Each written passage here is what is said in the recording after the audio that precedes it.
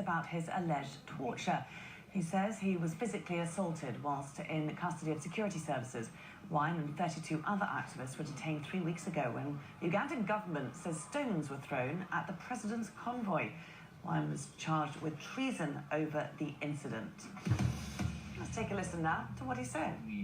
Ability in my voice to speak out for them. That's why I'm here, ladies and gentlemen.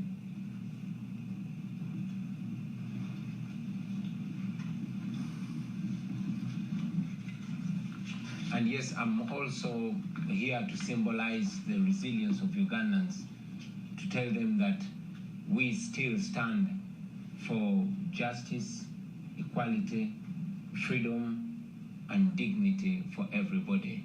We represent the power of the people.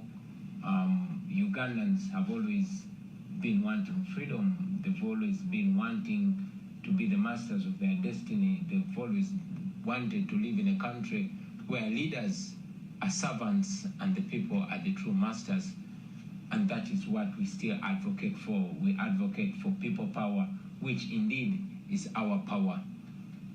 And to assert that no amount of brutality, no amount of repression is going to cow us down. We saw to ourselves that we shall insist on the fight for freedom. I'm here for treatment, and as soon as my treatment is done, I am going back home, because Uganda is my home. Uganda is our home. We have never had and will never have another home, and it's upon us to create a home that is good for us, for our children, and our children's children. I thank you.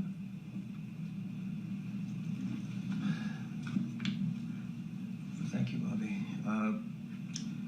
Briefly, while Bobby is receiving treatment here, we will be meeting with congressmen, congresswomen, members of various departments, the State Department included, and we will be providing them with details of what has been happening in Uganda, the brutality, the truly criminal activity and violations of human rights that are occurring daily. And we want the American taxpayer to know that the American taxpayer is funding this. The military equipment we are supplying to Uganda is being used in a war of terror against Uganda's citizens. This is not an isolated incident. Uganda has a storied history of political violence, an ongoing history that the West has largely ignored. We cannot ignore it any longer. We cannot ignore Africa any longer.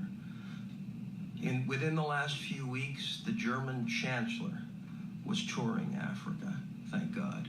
The Chinese have invited heads of state from all over Africa to Beijing.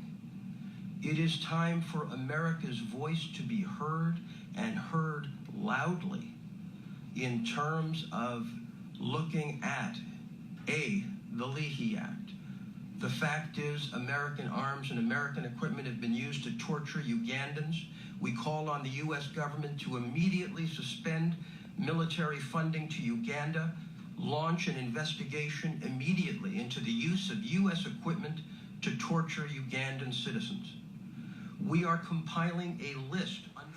That's the lawyer for Bobi Wine, speaking alongside Bobi Wine himself, the Ugandan pop star turned politician, at the National Press Club in Washington, D.C. Bobi Wine's in the US seeking medical treatment for alleged torture by Ugandan security services. We're going to leave this here for now, but just to let you know that we're going to keep on streaming it live on Facebook.